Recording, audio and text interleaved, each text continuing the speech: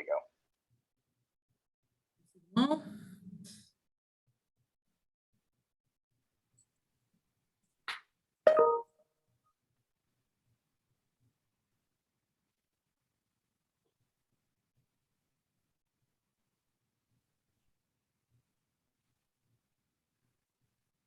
all right, just give it another minute and then we'll kick it off.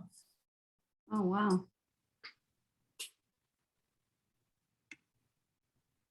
The number is climbing.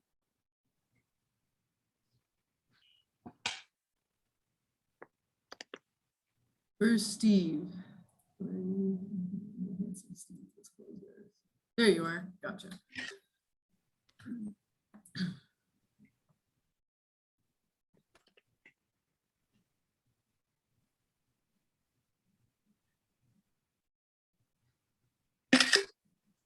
Sorry. Right. I think we'll get started, folks. So hello and welcome to a C45 Quality Association webinar. And today we will be talking about the accelerated infused pre-roll market and setting quality standards. My name is Brigitte Simons. I'm on the board of directors at the C45 Quality Association. And I'm also CEO and president of Safari Flower Company. So I come to you with the perspectives of being an industry participant in the cultivation and processing spaces.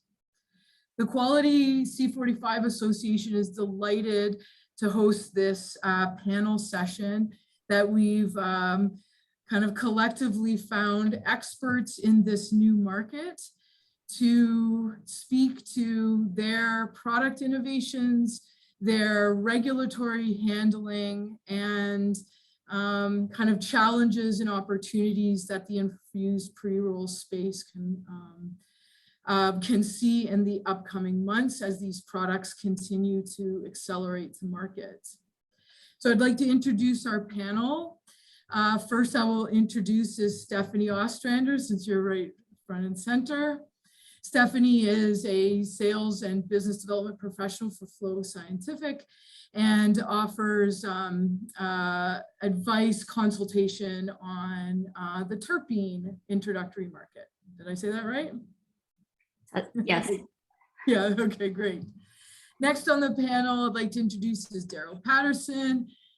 He is leading the ops at A&L laboratories, and I'm sure most of our association membership knows of A&L Labs in their play in providing cannabis testing services for all product formats of the cannabis industry. Welcome, Daryl. Thanks so much. Next on our panel is Stephen Lund. He's a regulatory and quality professional from Tantalus Labs and was actually part of our inspiration of actually hosting this webinar. I guess this is on his front of the product innovations coming out of Tantalus. Thanks for being with us. Paul Dhillon will also join us on the panel today. Paul is a business development sales specialist for all of Canada, covering for AdAstra Life, also bringing these types of products to market. And guys, like for sure, as you talk, you can obviously add more to your intro. And then in behind the scenes is Dave Brown, and he always helps support the C45 Quality Association for our material content, and he'll be in behind helping us with the webinar and answering your questions. So the format is that we'll have a bit of discussion on products coming to market, some of the regulatory and quality challenges that are facing the industry in this particular space. And then we obviously will entertain your questions from the audience. Please feel free to type them in, vote, and add weight to certain questions you want us to address. And we'll stop halfway through, address a few, and then cover Q&A kind of for the final 15 minutes. All right. So let's kick it off and talk specifically about the category and the types of products that would fall under infused pre-rolls. What types of innovations do you believe are coming to market rapidly? And what types of formulations do you think people are attempting to research? So maybe Steve, starting with you, why don't you speak a little bit to the product innovations? Yes, so I think to define it as we start out, this is simply just a cannabis extract added to dried flower, either externally or internally. And that's the way I define it anyway. And I think you can break down the types of products that you find in the US or find under development into ones where it is added externally or internally. And I'm sure others can add to this list, but I sort of broke it down into 6, 2 external and 4 internal. One of these is dipping. So basically you're dipping it in, say, an oil extract. And remember, anytime we're using oil extract, that can be terp infused itself. So you can have an infused extract in an infused pre-roll. Also, to add a layer to that, you have dipped and rolled. So you're dipping in an oil and then you're rolling in something. And you could be rolling it in diamonds, as we talked about. A lot of people roll this in keef as well. I have tried one of these products that was dipped and rolled in keef. I personally found it hard to actually draw and inhale on it. I'll just add that little anecdote. So for internals, obviously we can add oil. If you start to think about that from a logistics standpoint at a production level, it becomes challenging. And I think really the only way to do this, and Paul may be able to talk more on this, is to inject the oil mechanically in a semi-automated fashion. Also, something simple you could do on the other end of the spectrum is just take your mill dried flour, take some dry sift or keef, and then just mix it together. And the keef actually tends to cling to the particles of dried flour, so it actually mixes quite well if you want to take that route. The ultimate total THC potency you get out of that sort of blend is also challenging to get that elevated to where it's marketable. There's something I came across in researching that I wasn't aware of.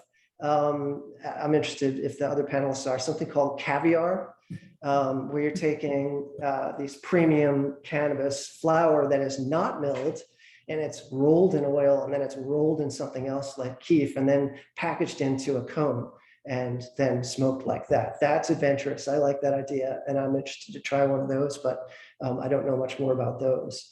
And finally, what I think is an exciting opportunity is THCA isolates, where you're adding purified THCA in with your dried flower and then packaging that into the cone. I think that is a good way to get upwards towards those marketable high THC levels that the consumers want. So that's my list, and I turn it to the rest of the panel and see if you have other sort of permutations of this, how to make these products. Yeah, like I'd love to jump in. Stephen, that was great. It was a great definition, and I'd say bang on. Infused pre-rolls are really just pre-rolls that have been infused with a little more than just the flour that comes in there. So yeah, like you covered, there's all sorts of concentrates you can use. There's also terpene infusions you can do, and I mean, you can infuse the flour, the papers. You know, I'm not like in other markets, and you can also find products that are similar to some tobacco products where there's a pill in your paper. You can crush it, and then it gives you like an interesting flavor that may not have been there unless you crush the little flavor pack. The cool thing about infused pre-rolls is just the sheer scope of breadth of products that you could make. Like the possibilities are limitless. Like, you know, Stephen described some great caviar or moon rocks. It sounded a little more like moon rocks. That's a product that's been very popular in the past.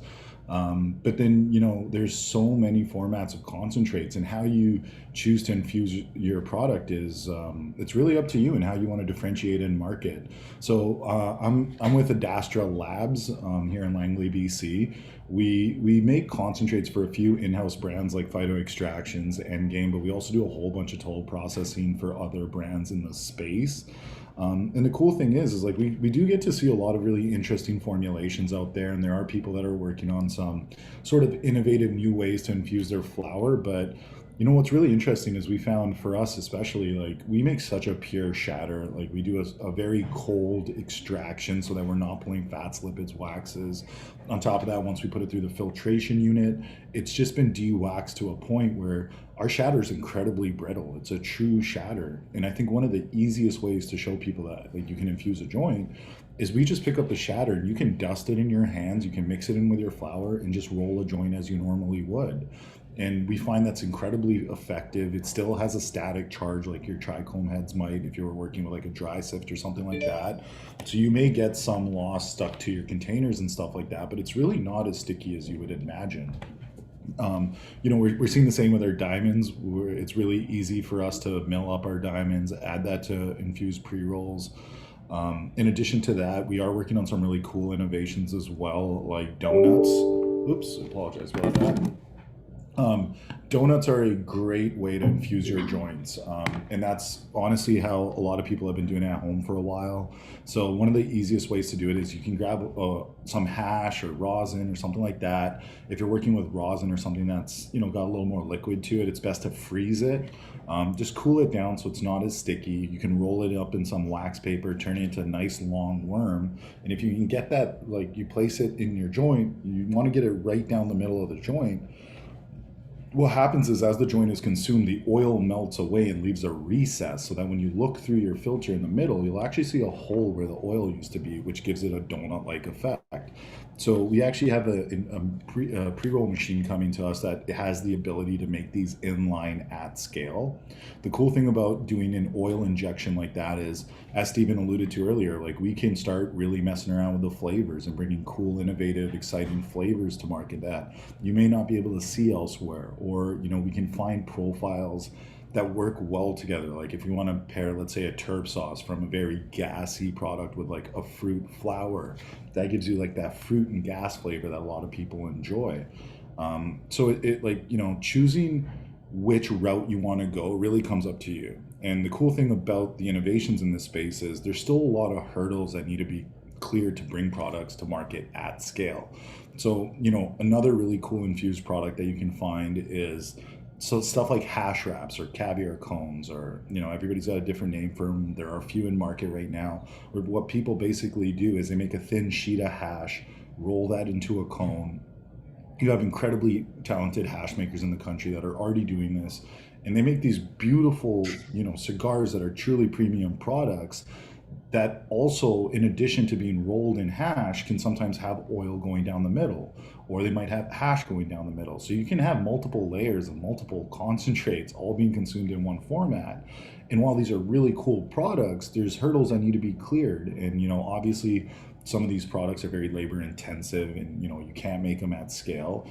And on the flip side, you know, we are working with regulations in place that prohibit you from really making some exciting stuff. So being limited to that 1,000 milligrams really holds you back from what you can do with infused pre-rolls. And it's been one of the challenges that we've had to really work with is how can we put out products that are giving people immense value and are, you know, wowing people, but at the same time are within the regulations outlined by our amazing government. Yeah, no, you've covered a lot of diversity, and then the challenge will be how does the regulation make you profitable to go through all that research to get that done. So Steph, from a supplier of terps, how are you seeing, I guess, producers bringing consumer tastes across a diversity of flavor profiles? How are you seeing that translate into infused pre-rolls from your perspective? Yeah, great question. Thanks, Brigitte. So what we're seeing at Flow is, I would say most of the orders that we get for infused pre-rolls are the fruitier terpene blends. I'm a little bit surprised how few orders for the gassy strain profiles we're seeing, and that's for the Canadian market. In the US market, we're definitely seeing more strain profiles. They actually much prefer their cannabis-derived terpenes in the US. However, in Canada, it's really costly to extract cannabis-derived terpenes. botanicals are much easier to work with, much cheaper to work with, and of course, less regulations because there is no cannabis. We're anticipating some changes from Health Canada with flavors. I believe that what we'll see first is the elimination of mint and winter mint, menthol type flavors in order to be in line with the Tobacco and Vaping Act. But people are being really, really creative with their terps. So we do a lot of custom formulations for companies that want to ensure that the strain profile that they've chosen also has some good fruit, and that's on the nose, and that's because that is what consumers are buying in Canada. So we'll see what happens with the regulations coming up on flavors. And then from a product development standpoint, the simplest form of infusing pre-rolls is to have the dried flower and quite simply fog or spray infuse terpenes on the dried milled flower, and then it is rolled. And I believe Paul also mentioned the terpene infused filters and papers. So that's the simplest form we're seeing. And that can actually be really great for producers. Unfortunately, if your product is kind of getting old and it's lost its terpenes, whether it's from irradiation or just age, one way to really embolden those products is to infuse the same strain profiles so that when you open that jar, you're really getting a nice whiff of the strain that you originally wanted to put out. But because there's added terpenes, it is considered an extraction or an extract product. An extract, and would be still under the technicalities of well dosing, well mixture, homogenized sampling, homogenized mixtures, testing.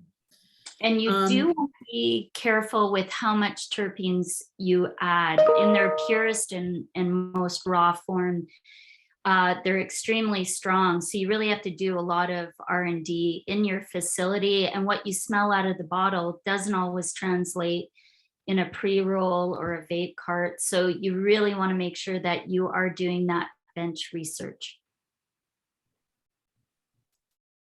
Thank you.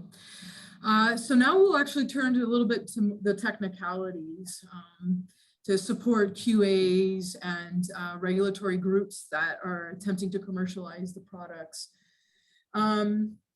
We will agree as a panel, there is a lot of confusion around the classification of dried flower versus extracts.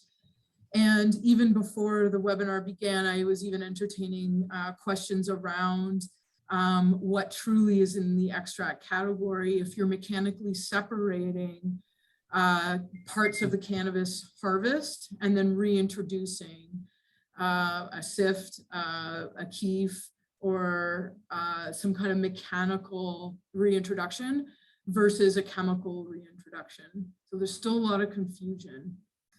So from the panelist perspective, we would agree that today the law requires one to have an extract or processing license for concentrates within the facility of which you're carrying out R&D. Does anybody have any ideas or experience of how that has worked okay or has had challenges on the classification of how you have done this research in your own license, under your own license? Yeah, I can speak to this a little, actually. This is one that kind of irks me quite a bit. And, we do have a standard processing license. We have a research license, analytical license. We're also getting our dealer's license, and we're going to be making a lot more than just cannabis extracts in the near future here. But one thing that really bugs me is it's one thing to make these products in-house using your license, but then bringing these products to market can be a really big challenge. And I think, some of the provinces with, the submission processes and stuff, I feel like they're just not asking some of the right questions that they could be asking when it comes to an infused product. I don't think it's fair to classify. I understand how, we've ended up in this situation where we have to classify pre-roll, infused pre-rolls as an extract product. But really, when you're trying to evaluate this product's viability in market, the consumer experience, the purchasing behaviors, it's very different than an extract. It's really not your typical extract consumer. The things that matter when they're purchasing aren't quite the same. And applying the limits that we have to deal with in extracts can be incredibly frustrating when you're trying to deal with an infused pre-roll. Most people that consume extracts, they're typically very efficient in their consumption. You're going to dab, there's little loss to slipstream. Most of what gets combusted or vaporized will get consumed. However, when you're dealing with infused pre-rolls, like Stephen alluded to earlier, these joints need to be rolled looser than your normal pre-roll, because as the oil melts or the infusion goes on, it'll start to fill up those crevices and recesses. So if you don't leave a loose pack, then you're not going to be able to draw on it. Now, in addition to that, they burn slow. They burn significantly slower than a normal joint. The more it's infused, the slower the burn. So typically what I've seen with a lot of, people that are consuming infused pre-rolls, it's a very casual experience. It's not like a little pinner where everybody's hoofing on it and you're getting like that cherry running down the side.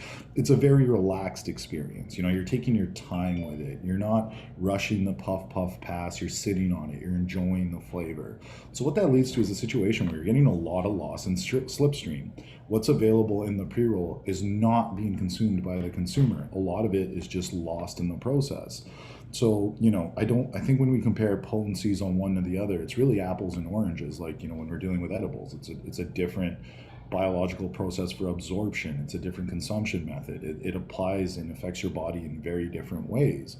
So I think it's really unfair to do that. And I'm seeing one of the comments here by Nina that you're bang on. The taxes too. We deal with some heavy taxation on the extract side. And, when we're dealing with pre-rolls, some of the most successful products in the States that we've seen in Washington are simple pre-rolls. They're not overly complicated. They're very basic products. They do a terpene infusion for flavor, but then they also add a bit of kief. And these products are available at prices that are very much comparable with a normal pre-roll. And that's why they're selling so well. You're getting a normal pre-roll for the same price, but it's a little more potent and it tastes better.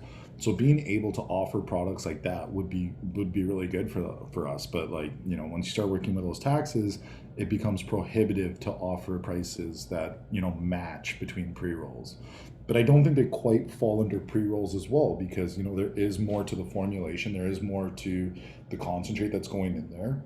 So you do need to sort of pick and pull from both worlds to really create product submissions and products that are gonna relate. Yeah, and as of right now, the regulations segment very heavily one category to the other. And I think where technicalities meet costs or meet impacts on profitability is when groups in development need to create a set of specs that meet the regulations for dried cannabis, and then need to meet those set of specs differently for when there's an extract introduced. Stephen, you want to speak to this?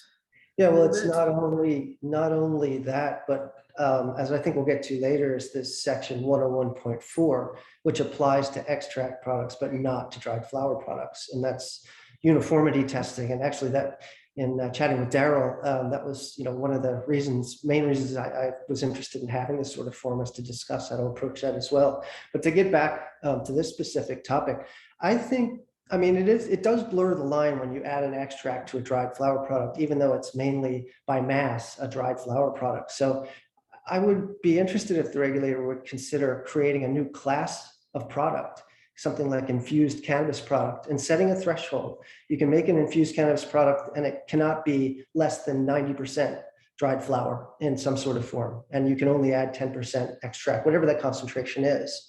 And then allow us to not have to test with the stringent specifications for extracts like USP 1111, and allow us to test microbe specifications to those for dried flower. Because I really think, we want to get these products to market, and this is a partnership, the industry with Health Canada. And I really think, as Paul mentioned, these microbe specifications are going to be a real barrier. I mean, it basically says you must decontaminate. That's a barrier for some right there because of the cost of doing it.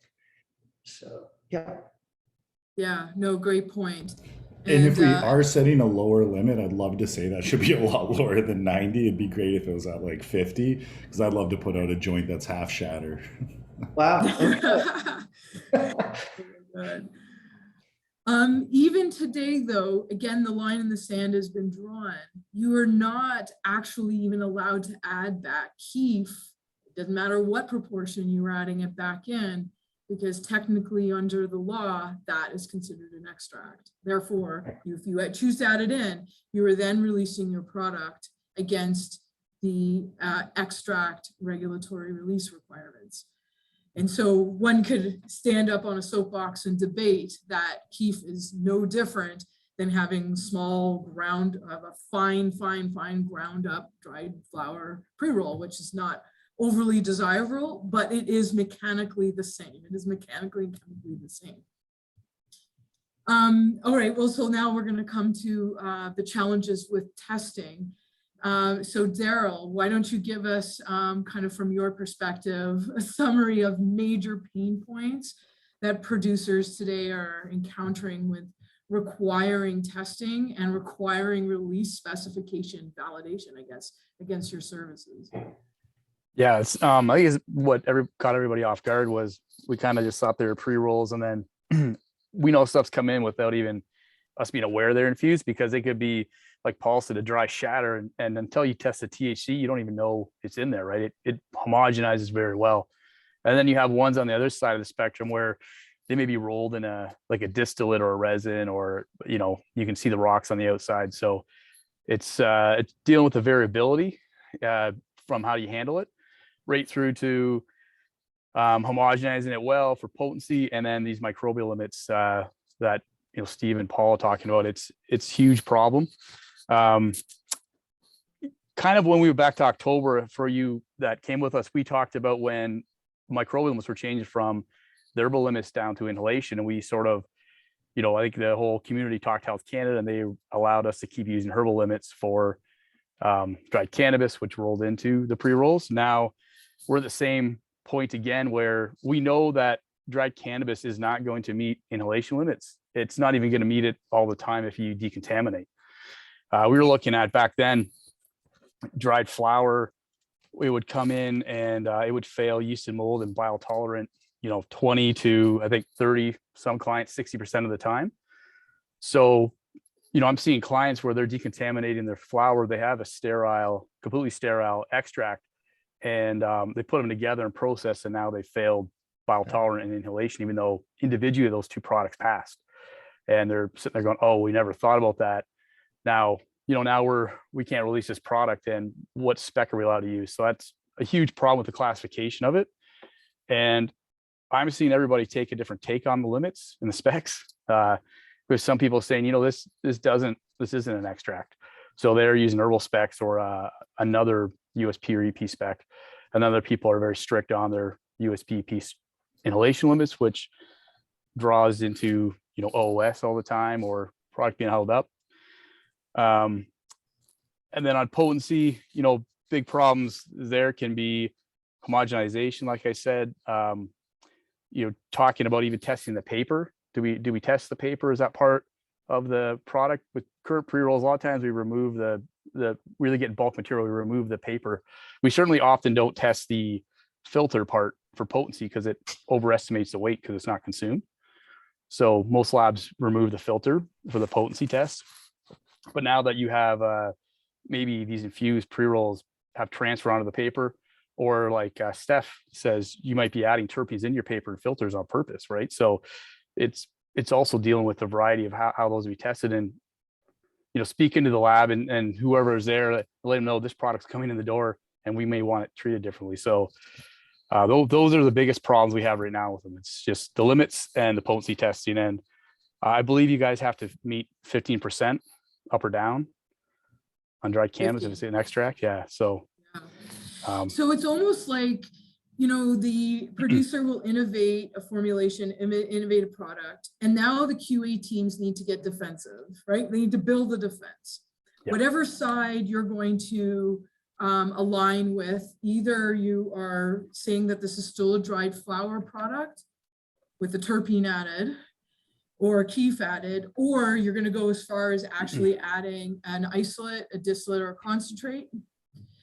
Then it comes to what's the rationale on the pharmacopoeia limit that, or the table that you take to release. And I guess it is an iteration with you as a lab. It's an iteration, meaning you try. So the commercial teams will obviously want a homogeneous, potent, something they can well label.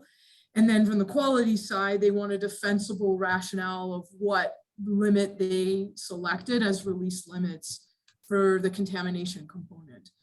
And I would think that this has got to go a couple of rounds. Like, this isn't just, here's my product tested, I'm ready to go to market. It's almost an iterative innovation product, just going multiple rounds of testing and making sure that whatever defensibility you stand on is consistent and can be repeated for release, and even like research tests. Well, from the potency standpoint, you know, like a product like Paul's talking about, pretty easy for the lab to homogenize and test. So as long as, you know, the hard part they would have would be the dried cannabis not being within the 15%, but I can show that if you give me, you know, 20 grams, that the test will be within 15%, just like we would on dried cannabis. The method can be very tight, you know, around a 1 or 2% RSD. So that's not a huge problem. More difficult as we have a lot of oils and issues with the papers, that can be more difficult, but, you know, each product is going to have its own challenges, and then we can easily prove the method works, and we can apply it to a method that's already validated and say, you know, here's 6 runs, and I've done that with products that people sent me and said, okay, this method works, and I can show it with the precision showing the RSD is very low. So that's not too hard as long as the product's easy to work with. But the dried cannabis itself, the next batch they sent in from the same lot could just have inherent different potency, more or less than 15%. I would suspect that this is nearly impossible if you didn't also have an analytical, maybe not the analytical part, but the research testing license. I guess from Steve and Paul's perspective, they're formulating something, it has to actually burn, it has to be pleasurable, it has to have the right consumption rate, I guess. So it doesn't burn too fast, like Paul was describing. Yeah, And you're if you touching can't really... also marry that, like you have the ability of doing research along with it. Yeah, it's huge. It's incredibly valuable. I can't stress how much it's important for a product like Infused pre-rolls, because there's nuances to it. The different formats all come with their own challenges. Like, you know, we were talking about the internal infusions, and yeah, if it's not a loose pack, it's going to get clogged really quick. And that's an issue we're seeing with a lot of pre-rolls that are already in market. Some of these equipment, the large scale machines, they need it to be denser so that they can operate and really bust them out. But if we're filling pre-rolls at that, it's not going to work well. So then you have to adjust your milling or your formulation. The other thing is like when you're smoking pre-rolls that are infused on the outside, that can be an incredibly messy process. Like, it sounds really fun and interesting, and it's a great novel product, but I mean, there's testing issues there, and it can get really messy. Like, you know, you're trying to hold a joint, but all your oil's running on the outside. I've had oil just flat out drip off of it and stain clothes. You know, like, I feel like the oil on your shirts become the new hash holes from back in the day. So there's a lot of interesting challenges, and without the research license, it becomes incredibly hard to evaluate even little things like how does the burn rate change once we go from like a 65 to 0.35 emulsion to an 8 to 2, right? 80% flour, 20% concentrate. How does that affect it? What if we go with a terpier concentrate? How does that affect it? There's a lot of stuff to test, and as I think a lot of us have learned and seen and already know, launching a new product format that isn't fully tested and ready to stand on its own legs can be very detrimental to building a new brand. Some questions are coming in around the NNCP process. So that's obviously getting authorization to commercialize such a product. Have any of you guys attempted to take an existing flower NNCP and add an amendment, or is it really in truth a full new product submission when I getting can't speak- authorization from Health Canada. Yeah, I can't speak to that. You can't? Yeah, Is that I what- believe we've always just applied for a new NCP. A new and NCP, right? With that, it's then in the extract category. Mhm. So you're applying your NCP into the extract category, and then you could write as ingredients or as formulations that dried cannabis is contained, not the other way Dried around. cannabis plus cannabis extract Yeah. plus natural botanical terpenes Yeah, okay, all right. plus Flow-Sci Magic. Right, right. Cool. Yeah, let's go back to the world of terpene being added, and the complexities of getting the right flavor. So I guess from your perspective, spraying or dosing terps back onto the dried flower, I guess could be measured, it could be well introduced and repeatable. What happens though when you're measuring terpenes at a certain point, or measuring the terp content at a certain point of the production, and then certain terpenes will have different volatile behaviors? I guess, how have you navigated questions around total concentration of terpene? Yeah, good question. We have some recommended dosage levels. We always encourage our clients to do their own bench research with the taste, because from terp to terp, what you smell in the bottle might not always translate. There's also a bitterness that comes with using too much terpenes, and also depending if you're using something really fruity and sweet, that might translate better than gassy, and it also depends on your consumer. We never recommend using more than 10% of the net weight of the cannabis in terpenes ever. Yeah, like it really kind of depends. It's not really our place to tell a producer exactly how much they should be using. We also have been recently talking a lot with our Canadian clients about effect.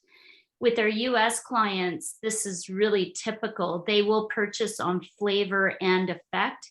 And I think the Canadian producers are just now really starting to think about not only the flavor profiles, but what effect are you after? Like, is this product going to be meant for nighttime, or pre-workout, or chill and relax but still focused in the mid-afternoon?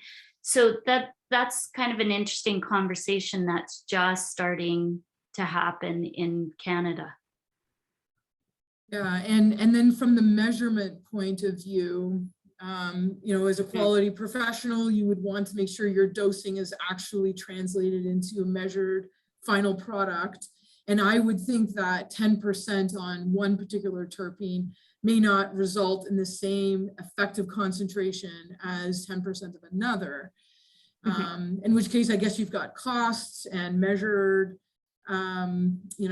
work to do ahead of trying to put out a consistent, we'll say, fruity sunset sherbet. I can see by your background, a sunset sherbet or orange sherbet type flavor.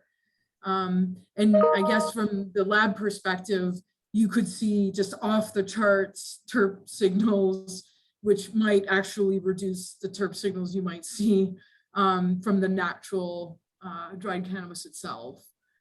Which maybe creates more complications on standardizing the product. True. You definitely have to work to a consistency, and the name of the game is to have a consistent product from batch to batch, month to month, store to store is so important. And yeah, you are right that there isn't a cost difference. All of our products, for example, are more or less the same cost. But if you are using terpene isolates, that's when there is definitely going to be a cost difference. There are some terpenes that are a lot stronger. And so when we formulate, they're actually quite complex, well-balanced formulations, not only from the price perspective, but also just from the olfactory senses.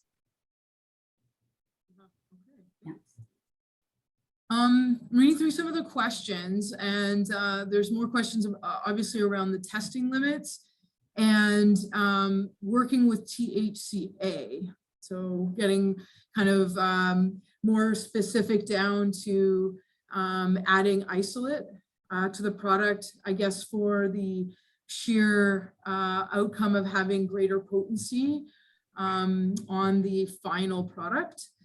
Maybe I'll ask either Paul or Steve, from the angle of adding a THCA distillate, you have to, one, make sure it's well homogenized, and then two, that you are, I guess, balancing the potency you wish to achieve versus the tax and the overall unit cost to bring to market.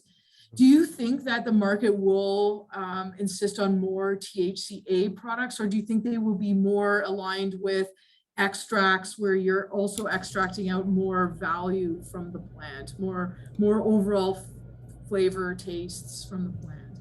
I think that's a really interesting question. If you don't mind, Steve, I'll to jump on this one. I think consumers are always looking for more THC. It sucks. It's not like I've spent years trying to educate them to the contrary, but at the end of the day, like, it still is ruling the discussions to too large of an extent. However, there are more and more people that are starting to learn about terps, and as Steph alluded earlier, people are starting to pay attention to the effects. And if you do have a product that's got a good terpene content, adding a little bit of those diamonds can really enhance the effect. I actually just rolled a pre-roll myself yesterday that had diamonds and hash and flour in it, and it was like one of the first times I'd mixed hash with diamonds.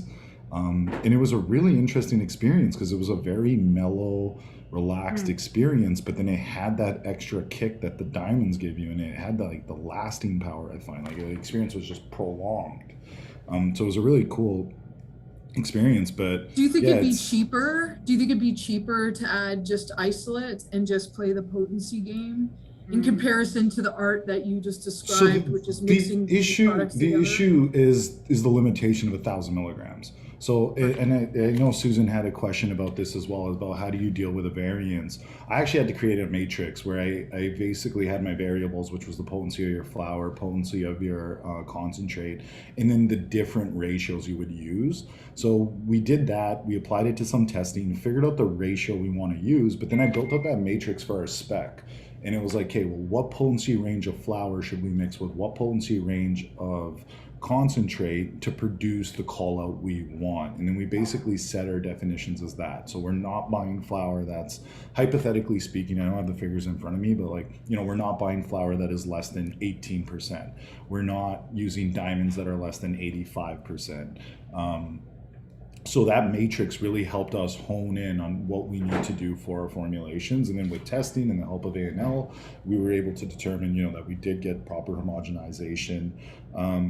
I think it's an interesting choice between diamonds and distillate, like you mentioned. So the THC is great, but obviously we decarb the solid THCA at room temperature to create the liquid distillate. We jokingly sometimes call distillate liquid diamonds around here.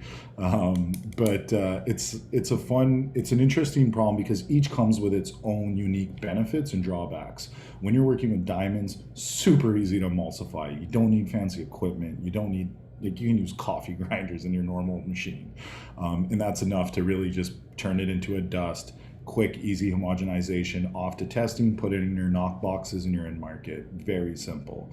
But adding oil to a joint is a whole nother level of sophistication. You do need either specialized equipment if you're going to do it at scale, or a process that allows you to properly homogenize, be it like dipping the joint and then dipping it in keef. But when you go with something like distillate, like Steph alluded, you can start adding infused distillate that has terpenes or other, secondary metabolites that will cause the desired effects, be it esters or whatever. And that allows you to do more with the flavor of that end product, or even, you know, shape the effect of that end product. Now, we obviously can't convey effect, which creates a really interesting product in market, because, you know, you've spent time trying to differentiate something you can't really discuss. So it really comes up to you to choose the path that you want to go, that you think is going to give you the best chance of success, and really differentiate your products. Because, like, you know, we're already seeing a whole onslaught of new infused pre-rolls. We're seeing a lot of, even, I know, Stephen, you mentioned a new category for infused flower. I think that's a great idea, and I think that's an absolutely necessary idea, because we're not just talking about infusing pre-rolls, right? We can do the same to flower. We can do the same to milled cannabis. There's so many products we can offer now that we're starting to combine these formats, and we just really need to catch up on how we categorize and regulate these products. As we talk about adding all these flavors, I'll say artificially, as a plant scientist and geneticist, you know, all the artistry and science that has gone into all the breeding for the past decades, and with one infusion, you can change all that work. You can change the aroma profile and the flavor profile. So it's like a whole new world. But, you know, not to forget the talent and work the geneticists and all the breeding that's been done to create the, you know, wide palette that we see now of flavors and aromas. 100%. Yeah, and there's so many slivers of the market, and so many different people that will want to try a new product versus just stay true and just true to the plant and just enjoy smoking the plant just as it was. Well, that's the crossroads you face, right? Either, you know, you've got some amazing flower that was grown extremely well, and you were able to, you know, allow nature to reach its full potential through nurture.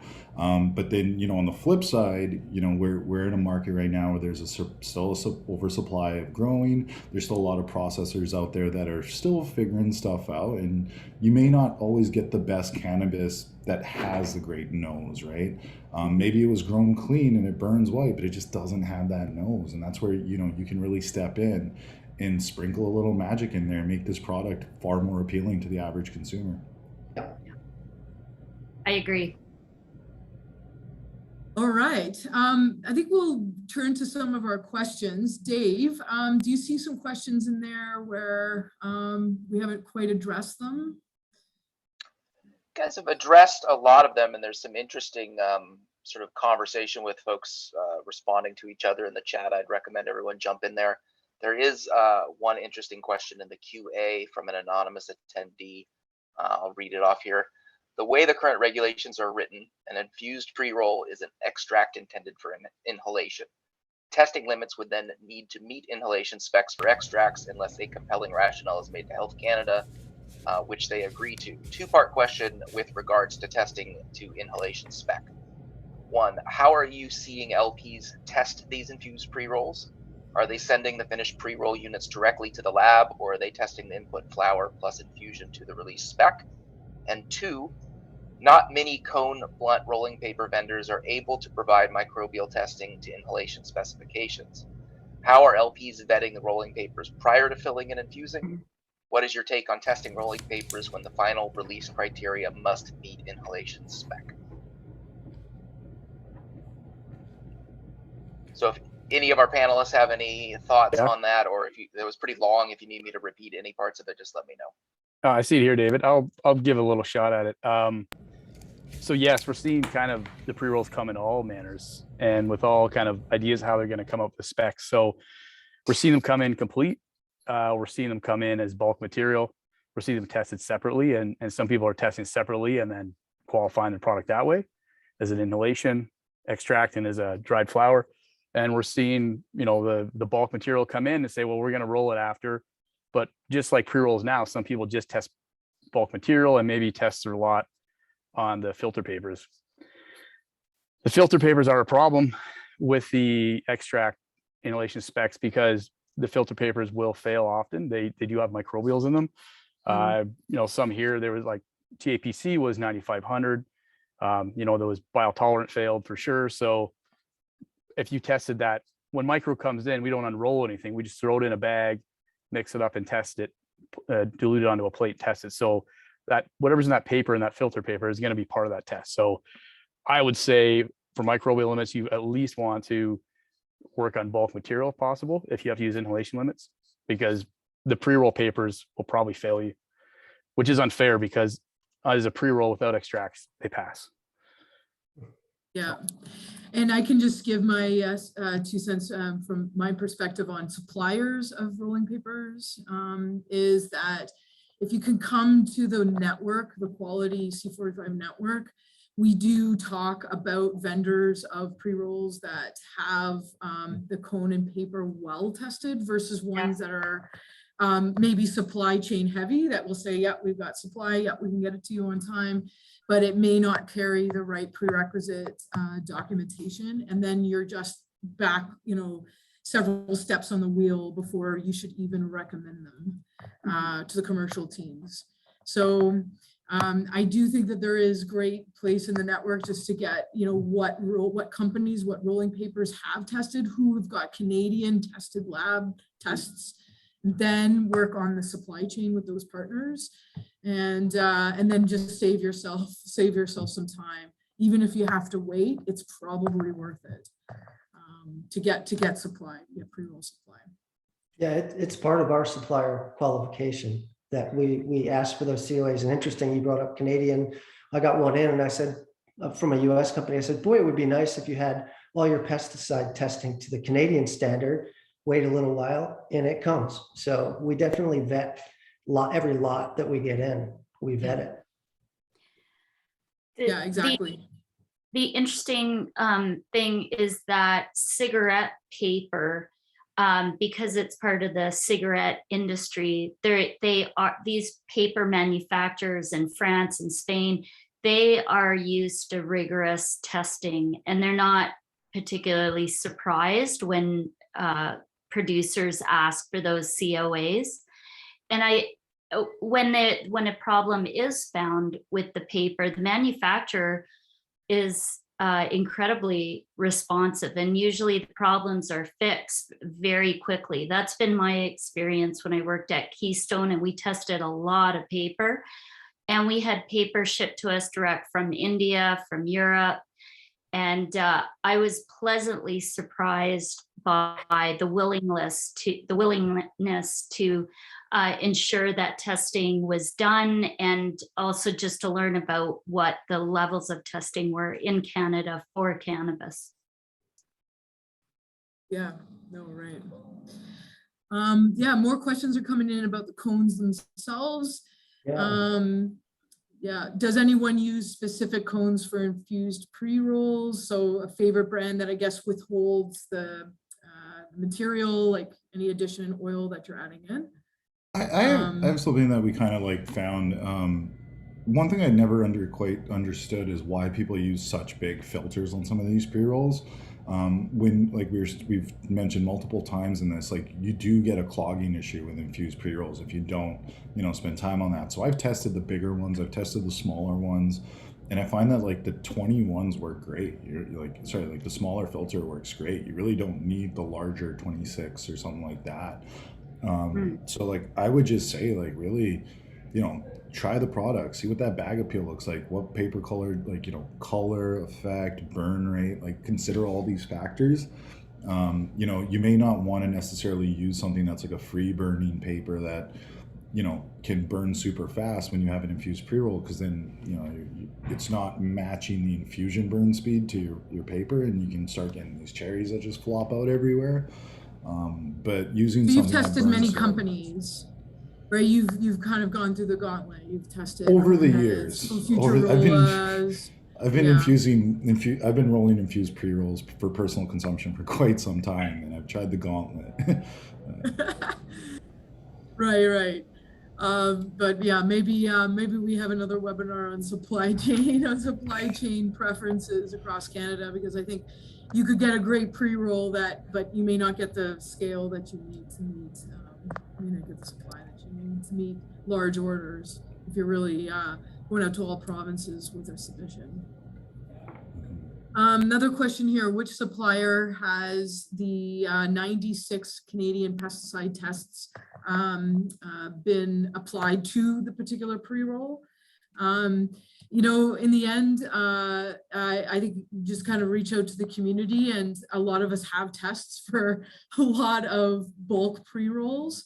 My company uses the Futurola set, like all of their products, and we have tested against the 96 pesticides, and other labs have, I'm sure, got a gauntlet of test results against certain pre-rolls as just the free pre-roll and the pre-roll with the filter paper, which I agree has a high failure rate. Yeah, Coneheads too. Coneheads has, we've used them personally, and we have them passed as 96 against the pesticides and the heavy metal spec.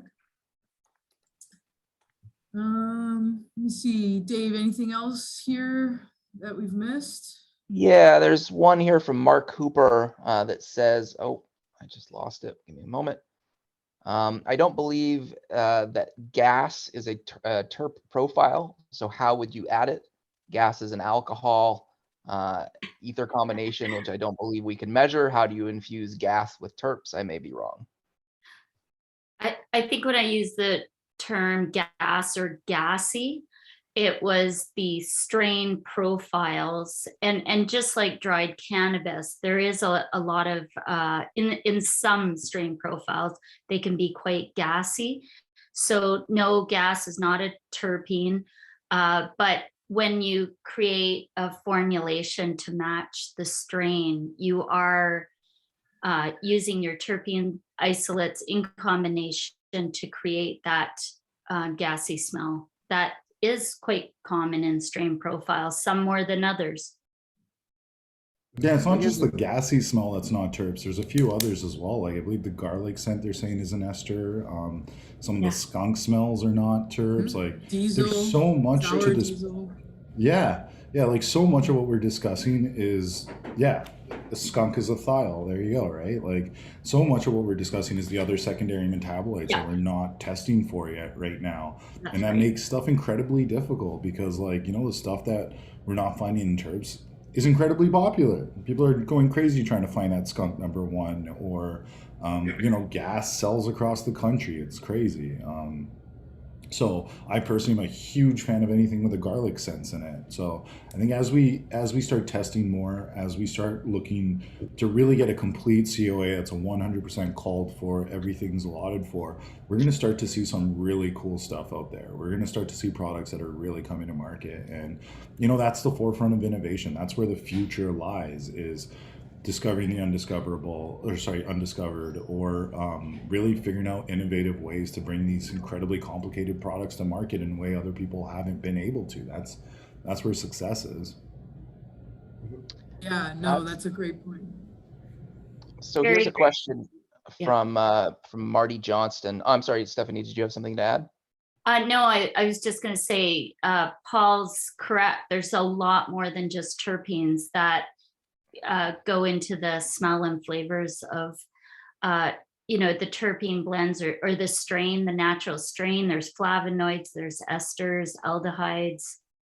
It is quite complex, and we aren't testing for those yet.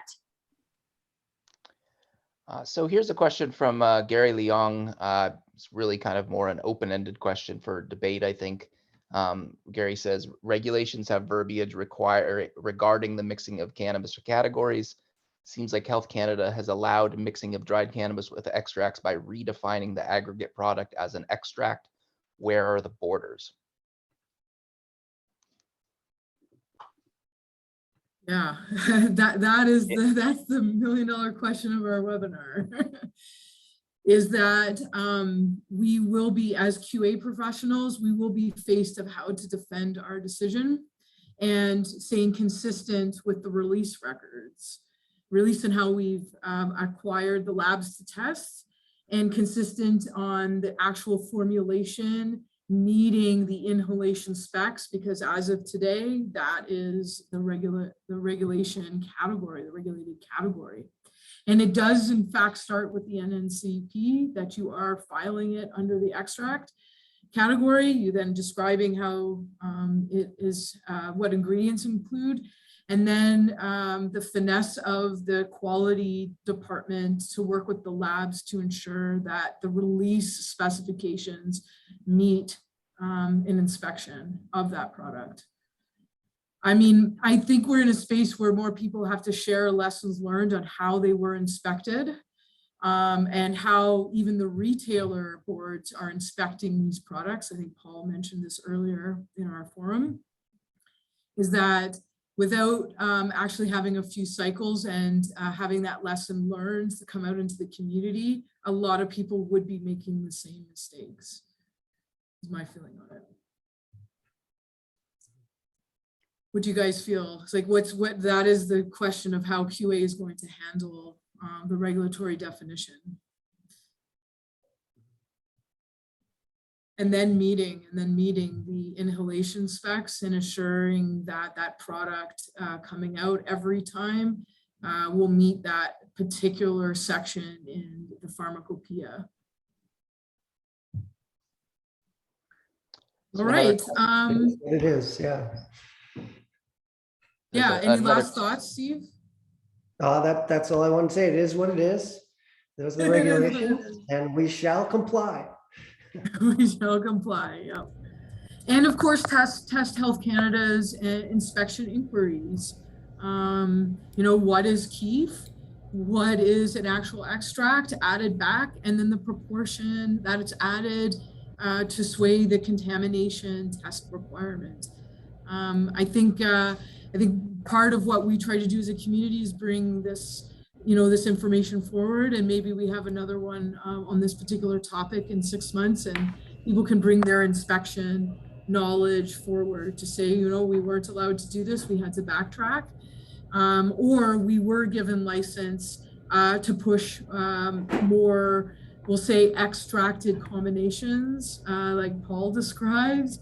And as long as we were defensible in how we tested it, it was passed, and didn't have any obstruction also at the retail level. All right. Bridget, just one more quick question, if that's okay, Bridget. Yeah, go for it. This one is from Marty Johnson. Johnston asks about equipment for spraying distillate and what type of equipment they would need to achieve this. Does anyone have any thoughts there? That's a bit of a tough one. I think there's a couple people out there that are doing it, and I think they're using different methods. To be completely honest, I've been trying to crack that cookie myself for a little while. But Steph, did you have something to add to that? I think you've dealt with a little bit of that in the past, right? Well, because we're not a producer, we haven't directly done that. We do have some producers that do it, but of course it's proprietary information that they often don't want to share how they're exactly doing it. But, you know, if anybody else does want to discuss, you know, how to infuse your joints further, feel free to reach out. I'm always happy to help out. And if I may shamelessly plug, if you guys are looking for shatter or other inputs, give me a call. Yeah, terrific. I think it is pointing to the fact where you need a partner with a research license. Otherwise, how are you assuring that your consumer is having the right experience, despite what the documentation might say how excellent it could be? I think it's a very valid point. One last thing out of the chat that I think is important, we didn't actually vocalize it in case this gets rebroadcasted, is the requirement for a PCP, preventative control planning, when you have extract formulation on site as part of the license's regulatory framework. That one I do think is, I guess, an enforced step. It may be simple, probably not if you have a lot of different extracted constituents into the product, probably not as simple. But I do think that the point is well made by our chat here, is that the need for a PCP plan in-house before inspection is also another added requirement to bringing these to the commercial market. And before we go, there's also a request for the panelists to provide their email if they would like in the chat, if for people who have any kind of follow-up questions. So if we could just keep things live for a couple minutes. Looks like Stephanie and Paul have provided their contact info, as well as Daryl. Working on it. And then also, while we're waiting, there was a question in the chat about C45 reaching out to Health Canada and requesting further clarity when it comes to the microbial limits and possibly releasing herbal medicine specifications if our infused pre-rolls contain mainly dried flower. I think that's a great question, and I will make sure that that is raised with the board and they have an opportunity to bring that up to Health Canada next time they meet with them. Yeah, definitely. We want to aim to meet with them maybe one more time in June, of which we keep bringing priorities on. We'll say easy clarification fixes to the regulations, and I fully agree. And then the last bit of that is the excise tax regime around it. Just does not make sense per unit. Which is not necessarily a Health Canada thing, but it is one that joins the argument on how are these products going to maintain profitability if you're paying double, triple the excise tax because of the net weight of THC. So there's another comment in the chat here, if we have time, everybody. From Cindy Williams Gibson, says, kind of came up, but what are thoughts on keef being added back to the same lot of flour when milling for pre-rolls? Do you consider that an extract? If I could just receive the leaf and keep the keef, would it still be an extract? Very small increase in THC, no actual extract, only mechanical separation, but HC considers it an extract and therefore extract standards. Are there additional categories, and will this be raised with Health Canada? Brilliant question. So Cindy and I chatted about this before, and I think we're in a place where it does need to be clarified on the interpretation of mechanical separation versus extract formulation reintroduction. I mean, I think anybody here would defend that you are separating plant harvest components all the time. And why this particular separation of the trichome shake can't be reintroduced under that same classification probably does need a defense from Health Canada on why. I think it's a really, sorry, Stephen, go ahead. I was just going to say, I don't think it's representative of the flower itself, which is what the regulations state. It's not, your sample isn't representative of the flower. The flower doesn't have extra trichomes on it. You're adding that back in. But one could say that you will representative sample the final exactly to the regulation. You're just creating a proportion, creating a different proportion of the harvest. No different than, say, for example, you have a different proportion of flower, and we all know that flower buds will test with variance. Sure.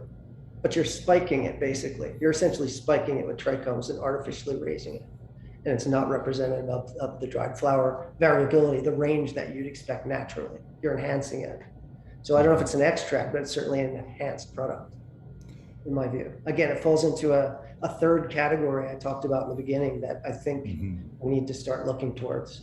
It's not dried flower, it's not an extract, it's something else.